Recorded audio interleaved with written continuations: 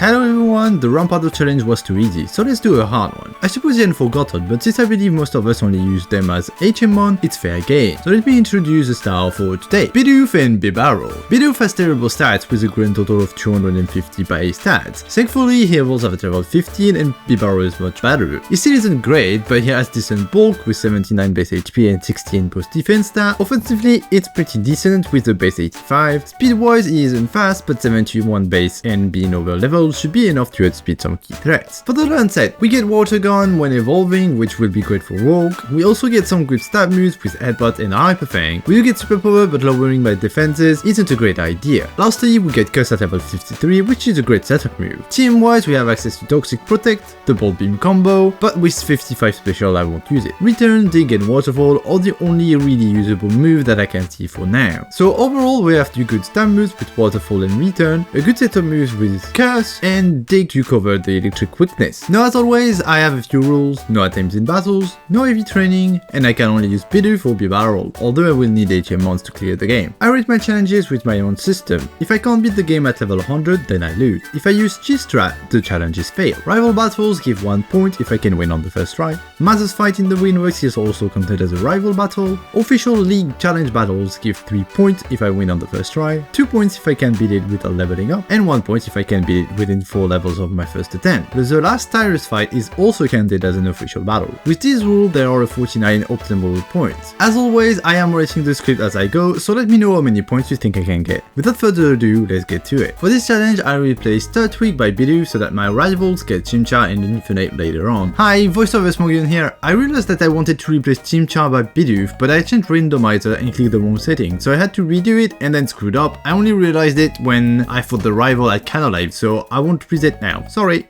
So, the first rival fight goes as well as it could, with me just spamming tackles until I win. As always, I beat the trainer school before facing my rival once again. And for once, I'm not confident going into this fight, since I have terrible stat. Heal is sturdy and he spams scrolls and 1 quick attack, and it takes me 6 tackles to KO. Since he is faster, I am at -5 attack at this point. Chimchar is next and he is faster, but once again, he spams Leer and a scratch that puts me at 1 HP, but thanks to a crit, I can get the KO. Okay, that was super duper close. Thank you, Axgard. Before getting into Raw, I have to ask, was Tackle too strong? Like, why doesn't it have 100% accuracy? It's a 35 base power normal type move for goodness sake. So yeah, I lost to random trainers because of that. Anyways, no for Rogue. I do have access to Defense Curl rollout combo, but after testing it on the gym trainers, I know there is no way it's enough to sweep his team. And I'm almost at level 15 anyways, so I evolved getting some extra stat and Water Gun. I am now ready to face Rogue. He leads Geodude and 1 Water Gun gets the KO. Next is Onyx, which also falls to 1 Water Gun. Last is Ace Cranidos. He actually survives the Water Gun, hitting me with Pursuit. Rogue then heals, but 2 Water Guns get the KO and the win. It's not in my rule set, but I never level up between the last gym trainer and the gym leader, so I kind of feel bad to have won on the first try like that, so I will only award 2 points for the win. I know it towards the Windworks, and I thought about using my beaver to fell a tree on the building to get inside, but I decided against it and go get the key from the goons. And while I am battling them, I was thinking that I needed a better stab move, so I was contemplating using my Return TM. But as I thought that, I leveled up and learned Headbutt, which at this point is better than Return. Ask and you shall receive, right? Now for Mars, I think I can OKO Zubat and I should have enough damage to deal with Parogly fairly easily. Let's see. She is too bad, I go for Rollout, not getting the OKO, and she lands a bite. Rollout gets the KO on the next turn. Next is Parogly, which lands a Fake Out, cancelling my Rollout. She then goes for a Feint Attack and I land Headbutt. She connects with another Feint Attack and I land another Headbutt, and she goes for a Scratch and I KO with Headbutt. Not bad. Next up, Gardenia. And I know it's gonna be tough. Although I'm hoping that Rollout can OKO Cherrim and Roserade once I Defense Curl and KO Turtwig. Well, maybe, but I can't win at level 33. Turtwig can KO me if he decides to do it, but he usually goes for Reflect and a Sunny Dance. The Reflect being the main problem since it takes me 1 extra turn to KO him, and I need the Defense Curl first. The second problem is that Roserade is faster than me, so no matter what happens, she hits me with a strong move for the KO. I try again at level 25, and I really thought I could tank a move from Roserade since I can't outspeed, but no, it's not a damage roll or a speed type either. So to level 27 I go, and I get the fight. She leads Turtwig, I go for Defense Curl, and he sets a Reflect. I can set it to roll out on a grass now. I'm rolling, and he sets up the sun. One last roll, and I KO. Next is Cherrim, and 1 roll is enough to KO. Roserade is last, and I'm finally faster, and KOs with the last rollout. Unexpected tough fight, but thankfully rollout is pretty strong at this point in the game.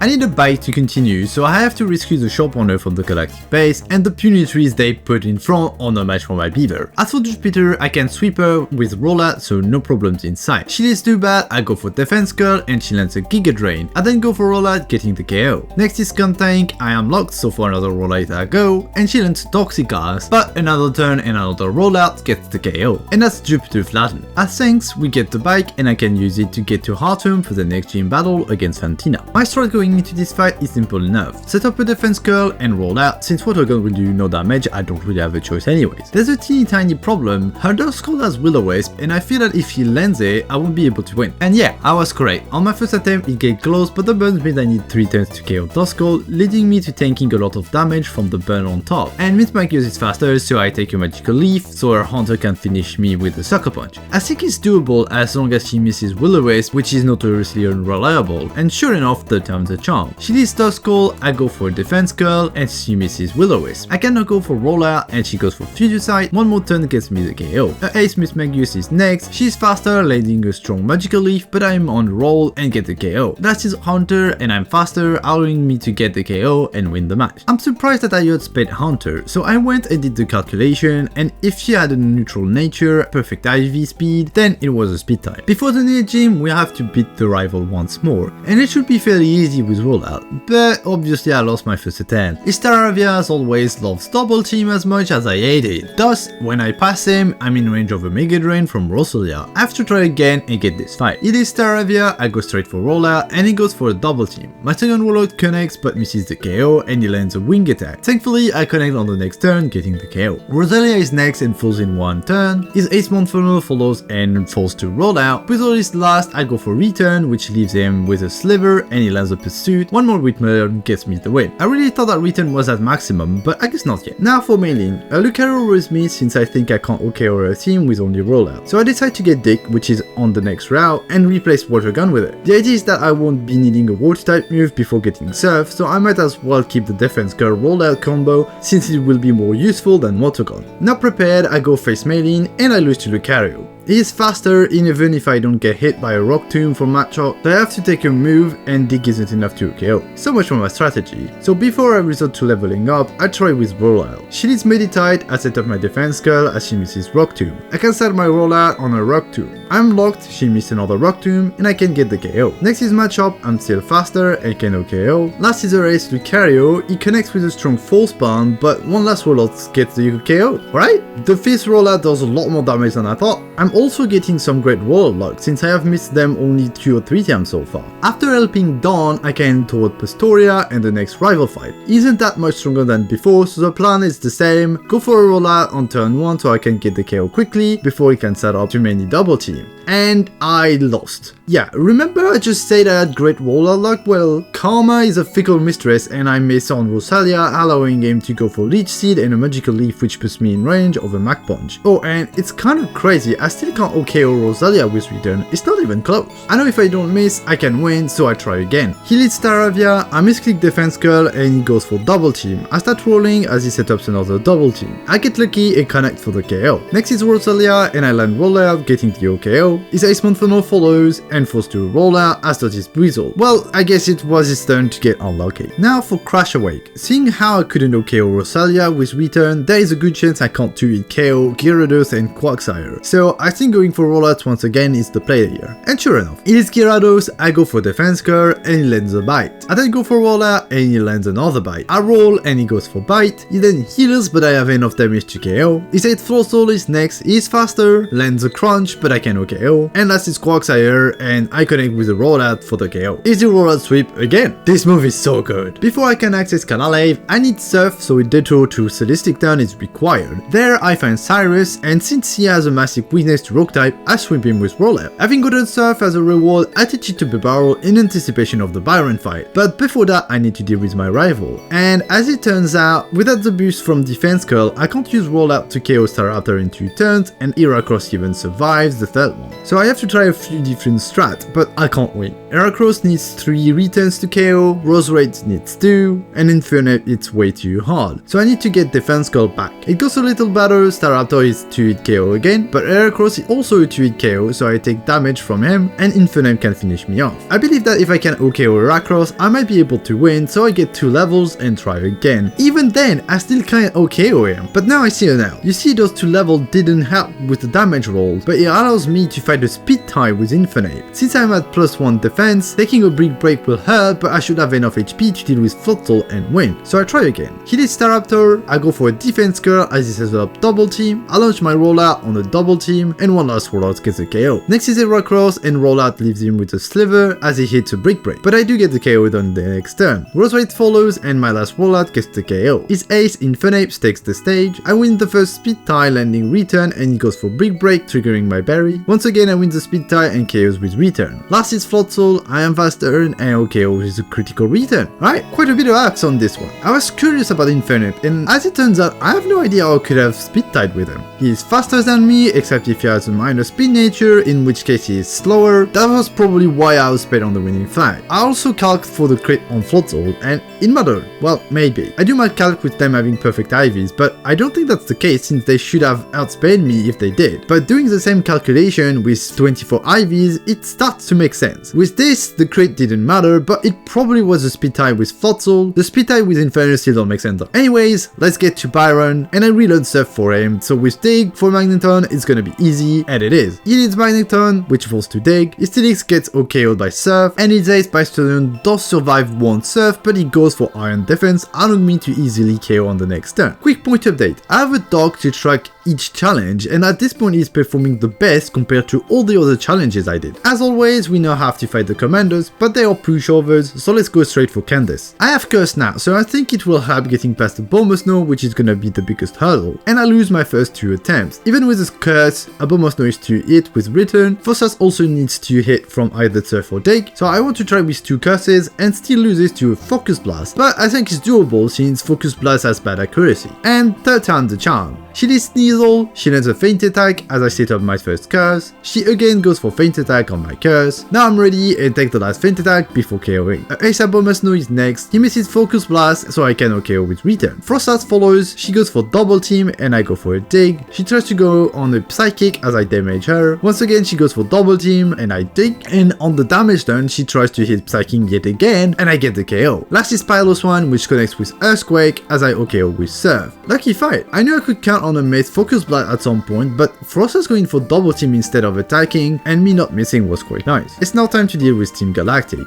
As usual, the Cyrus fight in the HQ is a joke, so let's get into the one in the Distortion world. I don't really know what to expect. I'm fairly certain I will need to set up cards, the question is how many. And at level 59, I can't win this fight. I can't set up on Houndoom since he does too much damage, and the KO with Surf is a damage range. And this Gyarados always comes second, which is nice to set up, but I should take some damage while doing so, which allows Houndscrow to KO with Psychic. So I have to level up. At level 62 I try again, it's still quite hard but I think I can win if I go for 2 curses. Eventually I get this fight. He leads Houndoom, which I KO with Surf. Gyarados is next, I set up a curse on his Earthquake, he is then faster hitting another Earthquake and I go for another curse. I take another Earthquake triggering my berry and I KO with return. Crobat follows and misses a Toxic while I KO him. Onshore takes his place, he goes for a weak Night Slash and I KO with return. His Ace Willvile is last and lands a Fake Out. He then goes for Night Slash and I can KO for the win. Another quirky AI fight where instead of Onshore going for Psychic like he used to, he decided to land Night Slash on a +2 defense. Kirotiran is guarding the exit and I explained that I am a simple man with a simple beaver wanting to go back to my simple life and he simply lets me go. I can now get to the last gym and challenge Volkner. I have Dig so that will be useful but they can still hurt me pretty badly, plus Curse won't be of any help since most of his moves are special. Sometimes it's just a question of stats, either you got them or you don't. And I don't, I lose quite a bit. I can outspeed his entire team, which is nice, but I can't OKO Luxray or Electivire with Dig, and I can't tank a Thunder Fang plus a Thunder Punch. Getting paralyzed or hit by another move is a guaranteed loss, so using Curse is out of the question. I think I have a way with the use of a Wakan Berry, which can reduce damage from one electric type move. With this new berry equipped, I try again. He is Jolteon, which falls to a Dig, Raichu is next and also falls to Dig, Luxray follows and falls to a critical Dig, last is his Ace Electivire, he takes my Dig, retaliate with a Thunder Punch, which my berry can weaken, and on one more Dig gets me the KO and the win. Well, great crit on Luxray there. A bit of a shame I got got it on the first try. With the berry, I was curious to see if I could take a Thunder Punch. Oh well, I won't complain about good axe. Now for the last part of the journey and the last rival fight. I don't think I can pass it on the first try. He has 4 Pokemon that can hit me with super effective damage, with access to close combat and focus blast, which will do some serious damage. And yeah, I can't wait at level 68. I need to offset the Intimidate, but that means getting slower and either Heracross or Roserade can KO me. At level 72, I am faster than Heracross and it's a tie with Roserade despite the curse, and I can KO them. Infinite Focus Blast can still KO me, but it's bound to miss, so it's manageable. The last issue is Snorlax. I need 2 moves to KO, and I think I can tank Body Slam. It takes me a while to get the winning fight, considering the amount of luck needed to get to Snorlax, and I need him to not paralyze or crit me. After another dozen attempts, I get the fight. He hits Staraptor, I go for a curse, and he hits me with close combat. He's no faster and land another close combat, triggering my berry, but I can KO with return. Next is Heracross, and he's forced to return. Roserade follows and forced to return as well. His Ace Infinite takes his place, he misses Focus Blast and I get the KO with Waterfall. Floatzel takes the stage, he lands a weak Brick Break and I KO with return. Last is Snorlax, I go for Waterfall and he lands a Body Slam, but no paralysis mean I can get the KO with the last return.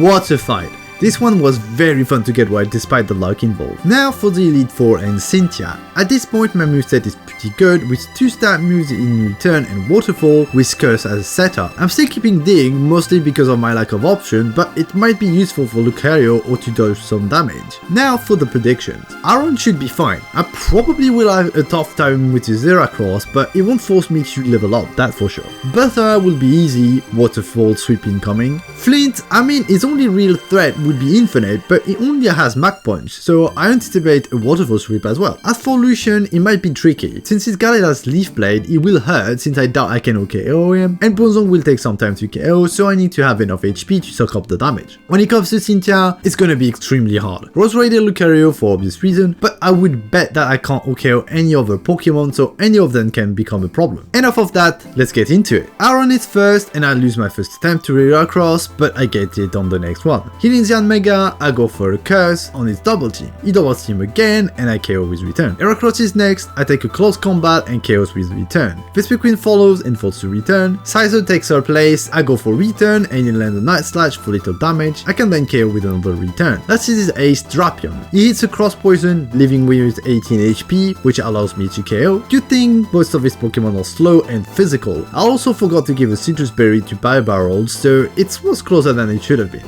On to Bertha. She leads Whiscash, I go for return and she lands a Earth Power. She heals on the next turn, but 2 return gets me the KO. Next is Gliscor and 1 Waterfall gets the KO. Golem takes his place only to fall to Waterfall, as do her Ice Imperial. Last is Hippowdon, she tanks a Waterfall, hitting an Earthquake in the process, but 1 more Waterfall is enough to get me the KO and the win. She was never gonna be a problem, was she? Flint is next, and well, it's even easier than Bertha. I outspeed all of his Pokemon and none of them can withstand a Waterfall, so easiest fight ever. Last of the Elite Four is Lucian. I actually lose because of Curse, since getting slower means getting hit more, so I try without it and wins. He is Mr. Mime and forced to return. His Escalade is next, I land a Waterfall and he goes for a Drain Punch. With that and his berry, he regains a lot of HP, but not enough to survive a maximum return. Alakazam follows and forced to return. Espirion does the same. Last is Bronzong, it takes a Waterfall but goes for a Calm Mind, allowing me to KO with another Waterfall and getting the win. Curse is tricky, it can be a hindrance or a win condition depending on the fights. And now for the last fight of the challenge, Cynthia. I reach her at level 75 and it's very tricky. There are many problems, so let's get into the win condition instead. I need to be able to KO Lucario with Dig or he will KO me. I also need to be faster than Roserade or she will KO me with Energy Ball. I require enough damage to 2-hit KO Togekiss since she has Shockwave and Aura Sphere. As for Milotic and Garchomp, I just need to have enough HP to tank a move from each of them since it's a 2-hit KO anyways. In order to maximize my chances, when Return can get the KO, I will go for Waterfall in hope of getting the flinch. So I try again and again on a 2-level increment, hoping for 2 things. 1, outspeed Roserade with -1 speed, or being able to KO Lucario with Dig, and then see if I'm healthy enough to finish the fight. At level 80, I can finally guarantee the KO on Lucario. I still can't use Curse since I'm slower than Roserade, however I can't pass Togekiss. At level 84, I can finally pass Togekiss, but Garchomp is next and I'm still stuck. At level 86, I'm about to give up and level up again when I get lucky. Cynthia leads Spiritomb and I get a critical waterfall for the KO. Roserade is next and forced to return. Lucario follows and forced to dig. Togekiss takes his place. I land a waterfall and he retaliates with Aura Sphere, triggering my berry. One more waterfall and I get the KO. Her Ace Garchomp takes the stage. I go for a waterfall and she goes for Dragon Rush. I can then a KO with return on the next turn. Last is Milotic. She tanks a return and hits a Dragon Pulse, leaving me with 15 HP. Cynthia tries to save her 60 heal, but 2 more returns finishes her and also the run. Crit to win!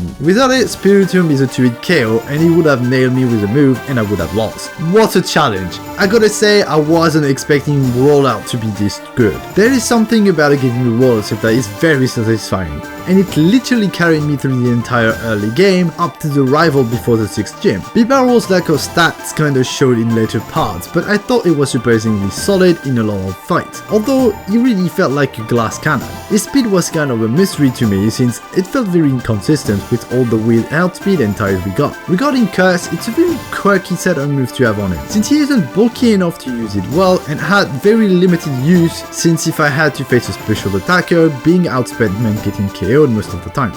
Despite all that, it ends well with the crit allowing the victory much earlier than I thought. Now for the point tally, we are at 31 points. As I mentioned before, I have a document tracking everything and the point gain is interesting since up to the 7th badge, Bibarel is ahead or tied with the best runs I had, and then he falls behind. I will put a link to said document if you're interested. If I forget, please yell at me in the comments. And that's all for today. I had a blast making this, so I hope you all enjoyed. If you did, please leave a like and subscribe for more. If you have a suggestion or request for future challenges, please leave a comment. Have a great day and see you in the next one.